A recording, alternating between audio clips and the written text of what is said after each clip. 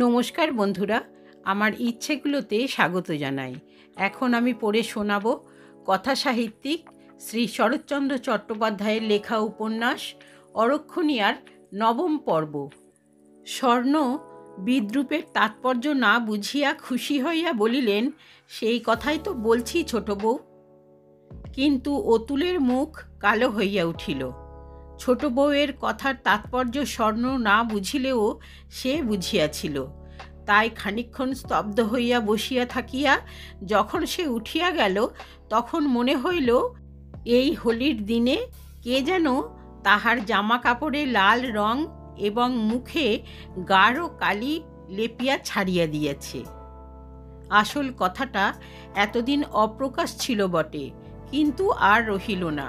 পাড়ার হিতাকাঙ্ক্ষিনীদের কথায় অচিরেই দুর্গার কানে গেল যে এই বাড়িতেই অতুল আবদ্ধ হইয়াছে।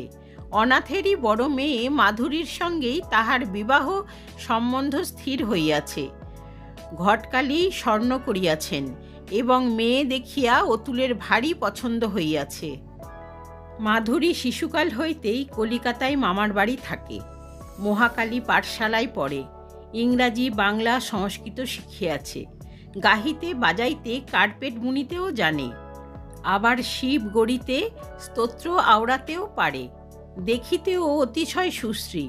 এইবার পূজার সময় মাস দুইয়ের জন্য বাটি আসিয়াছিল। সেই সময়ই কথাবার্তা পাকা হইয়া গিয়াছে।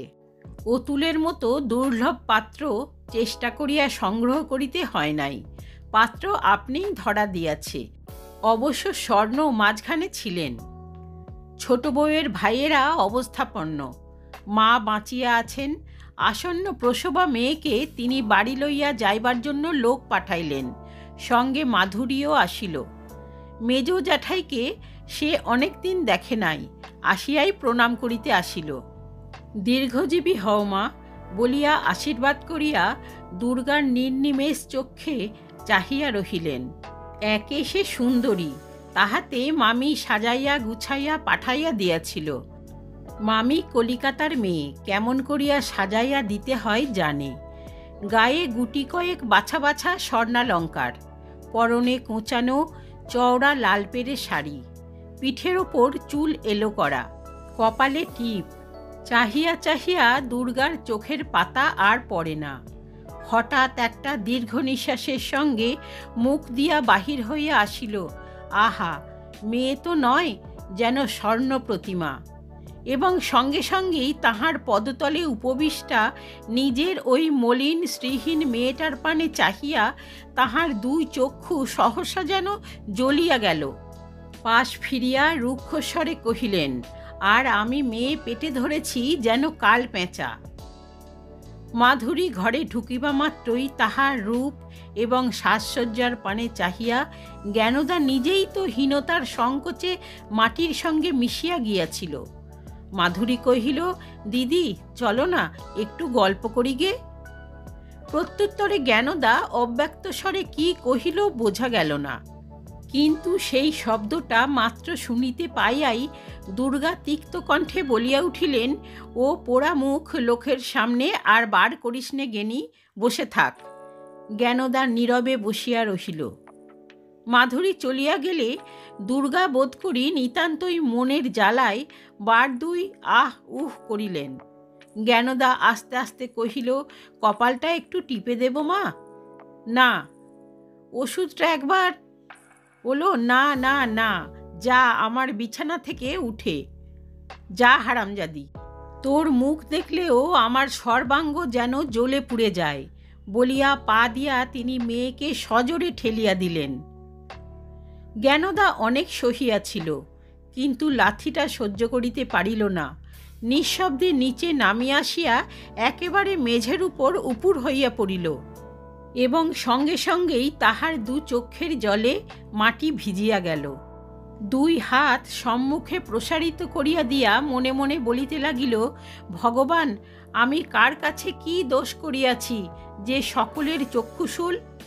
আমার রূপ নাই, বসন ভূষণ নাই, আমার বাপ নাই, সে কি আমার দোষ? আমার রোগগ্রস্ত এই কঙ্কালসার দেহ, এই জীর্ণ পাণ্ডুর মুখ, যে একজনকে আকর্ষণ করিতে পারিল না, সে কি আমার ত্রুটি? আমার বিবাহ দিতে কেহ নাই, তবুও আমার বয়স বাড়িয়া যাইতেছে, সেও কি আমার অপরাধ? প্রভু, এতই যদি আমার দোষ, তবে আমাকে আমার বাবার কাছে পাঠাইয়া দাও, তিনি আমাকে কখনো ফেলিতে পারিবেন না।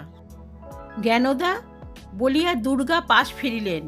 মায়ের ডাকে সে চোখ মুছিয়া ধর্মর করিয়া উঠিয়া বসিল। রোগা শরীর, ভিজে মাটির উপর কেন মা? বলিয়া দুর্গা উৎকণ্ঠায় নিজেই উঠিয়া বসিলেন। ও বকেছি বুঝি মা?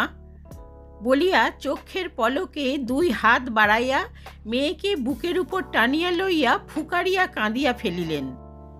আজ সন্ধ্যার পরে হঠাৎ অনাথ দুর্গামণির ঘরে ঢুকিয়া বিমর্ষ মুখে কহিল, আজ কেমন আছো মেজ বৌঠান?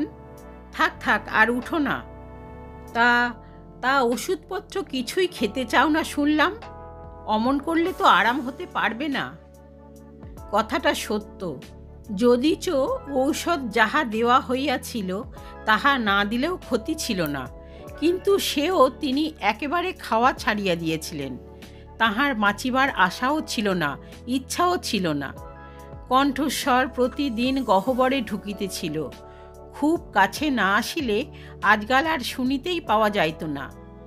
দেবরের আকস্মিক আত্মীয়তায় দুর্গা শঙ্কিত হইয়া উঠিলেন। তথাপি অব্যক্ত স্বরে প্রত্যুত্তরে যাহা কহিলেন, অনাথ ঘাটটা কাত করিয়া বিশেষ চেষ্টা করিয়া শুনিয়া বলিলেন, সে তো সত্যি কথাই বৌঠান। বিধবা হয়ে আর বেঁচে থেকে লাভ কি? কোন হিন্দু সন্তান এ কথার প্রতিবাদ করবে বলো? তবে কিনা আত্মহত্যাটা না করে কোনো গতিকে কটা দিন সংসারে থাকা। তোমার আবার যেরকম দেহের অবস্থা, তাতে এসব কথা আমার না বলাই উচিত। কিন্তু না বলেও যে নয় কি না, তাই বলে কি নিজেও দেখতে পাচ্ছ চেষ্টার আমি ত্রুটি করছি নে। কিন্তু কি হতভাগা মেয়ে, কোনো মতেই কি একটা গাঁথছে না। 6-7টা সম্বন্ধ, সব কটাই ভেঙে গেল। মেয়ে দেখে আর কারুর পছন্দ হলো না। দুর্গা কিছুই বলিলেন না। একটুখানি থামিয়া অনাথ পুনরায় কহিতে লাগিল, মেজদা মোড়ে, তুমি আবার আমার সংসারে এসেছ কি না? গোল হচ্ছে তো তাই নিয়ে। নীলকণ্ঠ মুখুজ্জেকে তো চেনই, বাড়ি বাড়ি গিয়ে বেশ তালগোল পাকাচ্ছে। তোমার ছুতো করে আমাকে কি করে ঠেলবে? আর তাদেরই বা কি দোষ দিই বলো? নিজেরাই তো মেয়ের বয়সটা দেখতে পাচ্ছি। আবার তাও বলি, শহরে বাপু এত নেই। পোড়া পাড়াগাঁই আমাদের যত হাঙ্গামা, যত বিচার, বলিয়া জোর করিয়া একটা দীর্ঘ নিঃশ্বাস ত্যাগ করিল। দেবর যে কিসের ভূমিকা করিতেছেন, কোন দিকে ইহার গতি, তাহা ধরিতে না পারিয়া দুর্গা তেমনি নিঃশব্দে চাহিয়া রহিলেন। কিন্তু শীর্ণ মুখের উপর একটা অনিশ্চিত শঙ্কার ছায়া পড়িল। একবার কাশিয়া একটু ইতস্তত করিয়া অনাথ এইবার আসল কথা প্রকাশ করিল।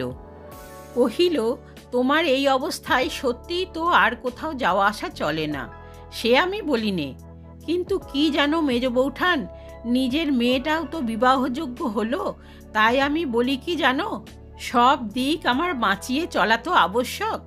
আমি বলি কি, গেনিকে এ সময় আর কোথাও না পাঠালেই নয়। এ বাড়িতে আর তো তাকে রাখা যায় না। বড্ড হইচই হচ্ছে।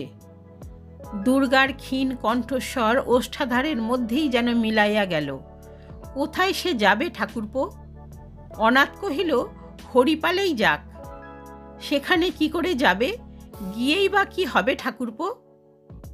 অনাথ এবার রুষ্ট হইল, কহিল, এ তোমার অন্যায় মেজ বৌঠান।